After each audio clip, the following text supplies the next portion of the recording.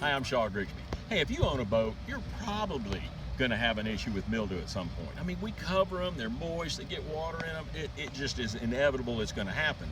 One of the greatest things you can do is you remove the stains, clear it, clean it with Mildew Stain Remover from Starbrite. Now this is an awesome product. Spray it on, let it sit, wipe it off, and it's not harsh, so it really helps take those stains off. But we have a new product called the Ultimate Mildew Stain Remover. This is a gel base. So imagine not just your boat where it stays on and it penetrates and it really gets it out, but take it into your bathroom, you know, where you get a case of the water will stay and you'll get some mildew spots, spray it on, it takes that out.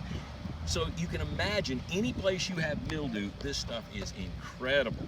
So it's really easy, it's not harsh. You know, most people use like, bleach and stuff. Bleach will break down over time, break down like your seats, your vinyl and things, and all of a sudden you have a really bad seat, not because of anything except what you used on it. So try these products because they're buffered, they're designed just for using in boats and bathrooms and things, any place you have mildew, and they're not harsh.